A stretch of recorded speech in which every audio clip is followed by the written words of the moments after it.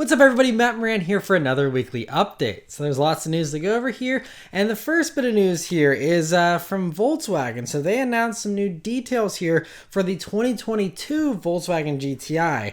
So yes, that's the first news here, is it's going to be a 2022 model year here in the States. It won't be coming until the end of 2021. And so that's the one thing, we know it's going to be coming to Europe sooner.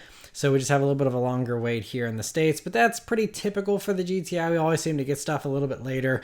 But anyway, as far as all the mechanical stuff, we already know all of the new specs and everything. I already went over all that in a separate weekly update whenever the new GTI was actually revealed back in March, and they gave all that info then. But we do have some new details about the features that'll be available on the vehicle. So first, one of the main things that's going to be standard is they said it's going to have all the safety tech as standard. The automatic emergency braking, blind spot monitoring, all that kind of stuff is going to be standard.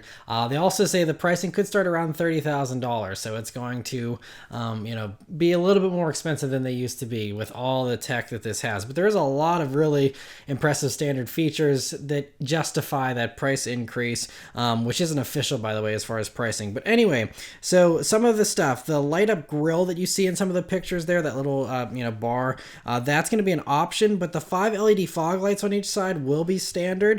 Other standard features are going to be puddle lamps. There's going to be digital gauges, a heated steering wheel, and a 6-speed manual transmission. That'll all be standard stuff.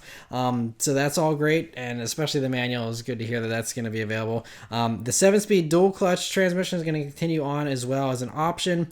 Other options are going to be a heads-up display you'll be able to get now. A Harman Kardon stereo is going to be an option as well. That's going to replace the Fender stereos that you used to have in GTIs and other Volkswagens.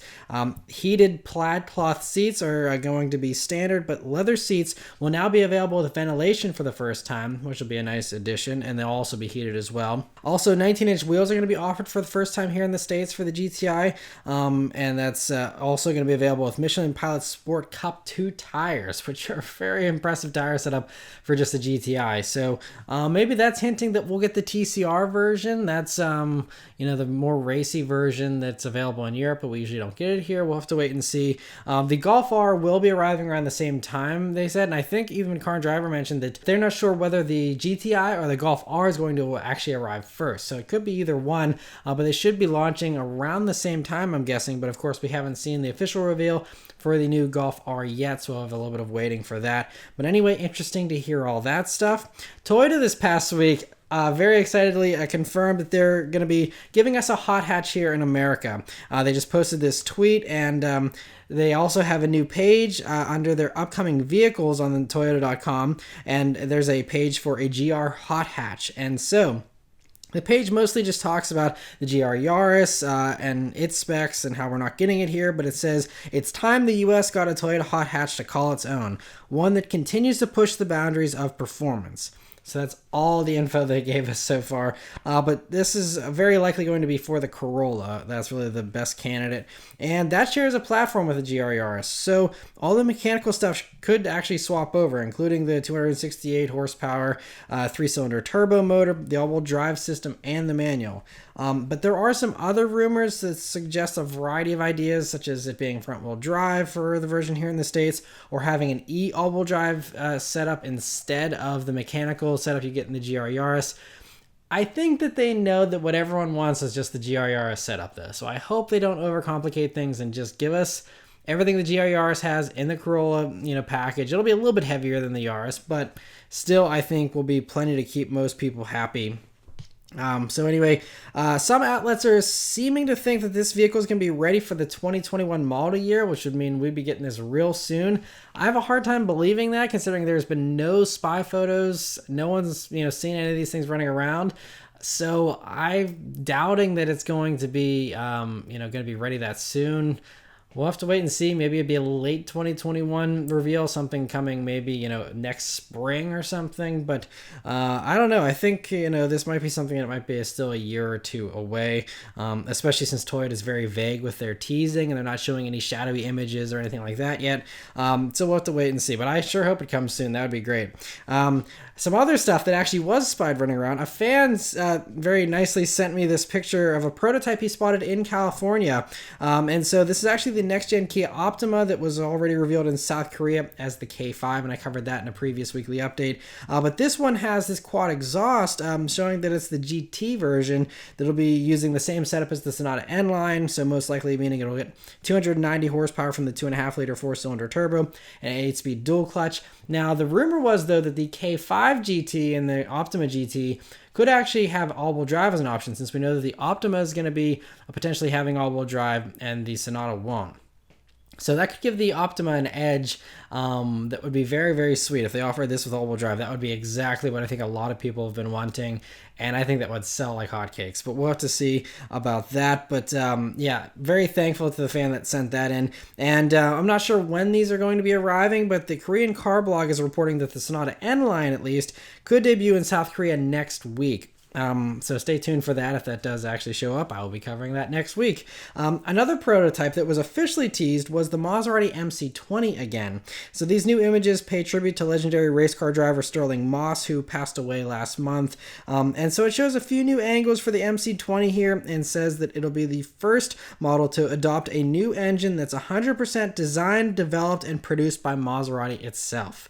So, should make everyone very, very happy, since that's like a must-have, as every car company must make their own engines, or so the super haters say. And so, Maserati will be addressing those complaints, at least for their own model, with this MC20 being 100% Maserati. No Ferrari stuff, no Fiat stuff, nothing, all Maserati. So, that's great. The reveal is still scheduled for September. We'll see if that happens or not with current events, but looks like it's going to be a very attractive, little sports car there. So cool to see that. And some other sports car news, though. MG has teased this cool-looking Cyberster concept. And so it's an electric two-seat convertible, and there aren't any official details beyond that. But Autoblog suggests that a reveal will be happening in the next few weeks. So hopefully we'll have some more info on it then, as far as, whether they're actually going to build this or if this is just something they're doing for fun or what. But anyway, interesting to see that. It's a very cool looking thing nonetheless. And the All Car News Instagram page has a couple of interesting rumors that they're reporting on this week. The first rumor here is about the 2021 Lexus IS.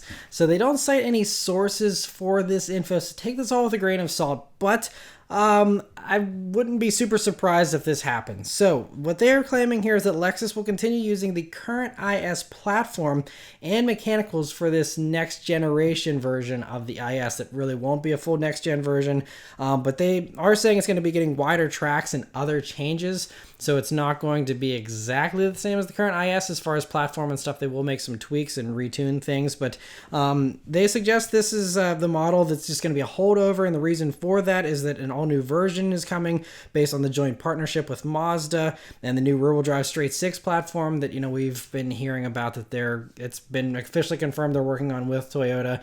And so I guess they want to hold out for that, but they don't think the current IS can last until that car is ready. So they're going to have this, stopgap in between the two.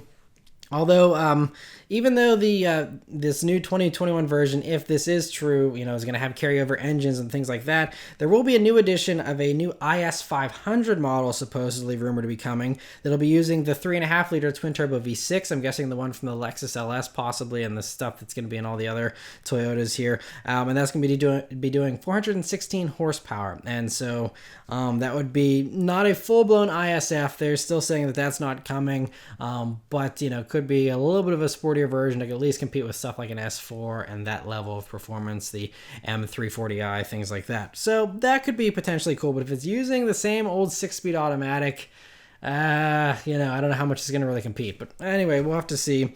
Interesting to hear that, though. The other all-car news post is a couple Nissan models that they're reporting on. So for the first part of this report, they're citing friends in the industry. So there seems to be a little bit more credibility to back this up, but their claim is that the 2021 Nissan Pathfinder that's coming will be using the 9-speed automatic instead of a CVT that's in the current Pathfinder. And so this makes sense because there's been rumors that the Pathfinder is going to get a little more trucky and get back to its roots and not be this softer crossover like it has been for the current generation. And so hearing about the 9-speed auto makes me think that it'll probably get the same powertrain as the Frontier. You know, that new Frontier engine that they just developed here, that's a 3.8 liter V6. Instead of wasting it on just one truck, you know, you put it into the Pathfinder, makes a lot more sense. And 300 horsepower would be plenty for the Pathfinder. And that 9-speed combo would, you know, again, give you a normal traditional automatic, so people don't have to worry about that CVT that everyone loves to hate and stuff. So that's my guess, is that's the engine it would use with that transmission. We'll have to see, again, if that turns out to be true. The second Nissan model they talk about is the new Rogue that I just was talking about again last week, with the confirmed horsepower and fuel economy and all that kind of stuff. And so we do know it's going to be running probably a warmed over version of the 2.5 liter 4-cylinder that the current Rogue runs. But All Car News adds to that, their claim is that they believe it's also going to get the VC turbo motor from the Optima as an option to compete with, you know, the crossovers in the segment that do offer more power, like the Ford Escape, Mazda CX-5, stuff like that.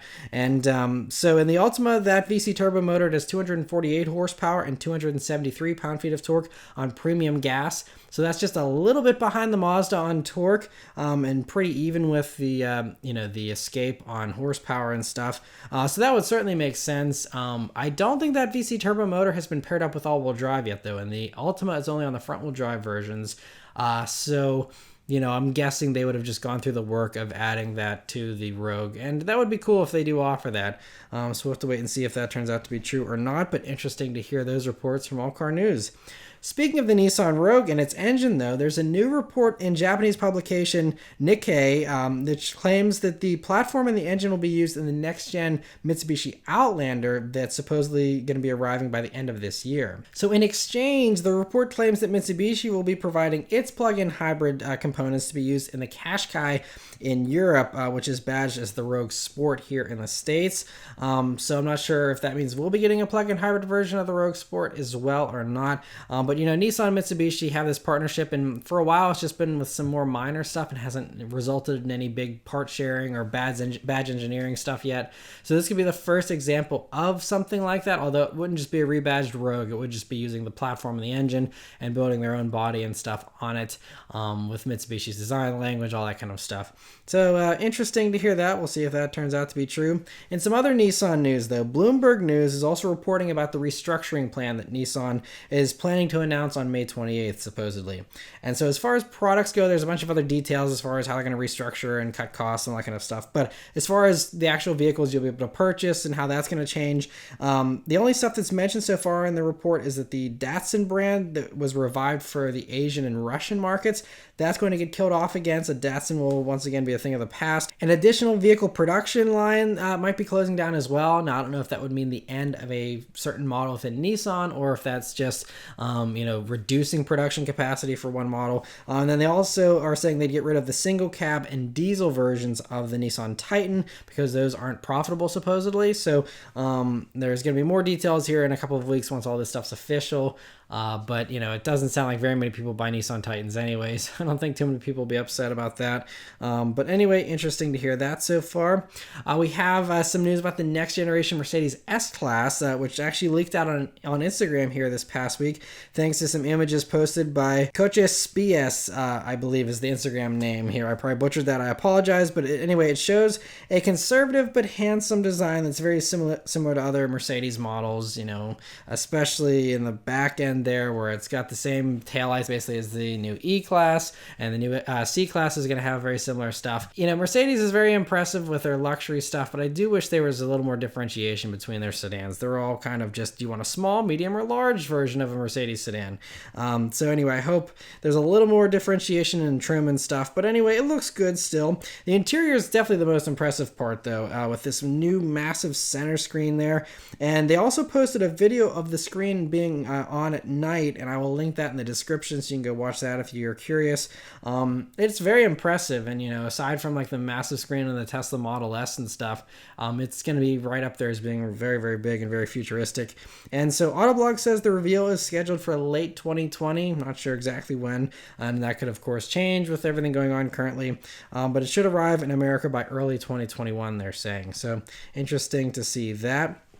Motor Trend has a new report talking about the Volvo XC100 Recharge that's supposedly coming for the 2024 model year. So a little ways off, but they say it's going to be based on the next generation version of the XC90 that I think is coming next year. And that's going to follow, this new XC100 will follow the German trend of making the top model a coupe SUV.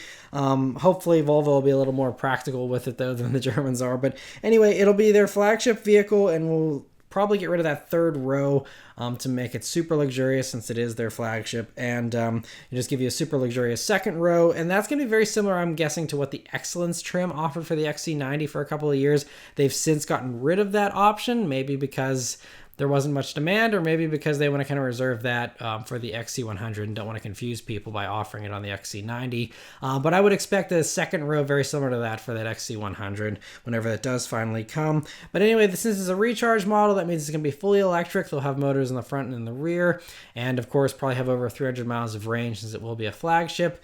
And we'll also have the autonomous highway driving assistant tech that they're talking about having, and I talked about that last week. It's going to be in the new XC90 with LiDAR sensors built into the roof and everything. So that'll be interesting to see. But this makes sense. I think, Volvo wants to compete with all the German companies and stuff. So having a coupe style SUV that's very high end should fit in with all the others. And so interesting to hear that. And the last story this week actually comes from Kia. It's official news here. They announced that some of the 11 electric cars they're planning to launch worldwide by 2025 will be getting 800-volt charging systems. 800 volts currently is only available in the Porsche Taycan. That's how crazy and high-tech that technology is. And Kia is going to be rolling it out here. And they say the first model to actually get that 800-volt charging will be arriving in Europe next year. And while Kia didn't say what it's going to be, it'll likely be a production version of the Imagine concept. And we do know that Rimac is helping Kia develop a car as well. 800 volts certainly sounds like a Rimac thing. I don't think that would be for a normal, Kia Soul or something like that. Although they did say that it could be available in lower cost models if they think that the demand is there. Basically, the way they're going to structure it is they'll offer 400 volt charging for these models as well. And people who want to save some money and don't need the fastest recharge times can just buy the 400 volt version and be good. But for those who do lots of recharging on the go and stuff, and need that range really quickly, you'll be able to pay extra for the 800 volt charging. So we'll see how much demand there is for that, especially with a very limited charging network. I guess we'll see if the Taycan really helps to spread that around, and the Audi e-tron GT will have it as well, and that should popularize it a little bit more. But anyway, we'll have to see. But I mean, that's very bold of Kia to be even going that far and future-proofing themselves that much. It's pretty impressive. And so hopefully we see some production version of that Imagine concept relatively soon. But yes, that's it for all the news this week, guys. So let me know your thoughts and everything in the comments below. Thank you guys very much for watching. Please continue to stay safe and healthy. I'll see you guys in the next one. Take care.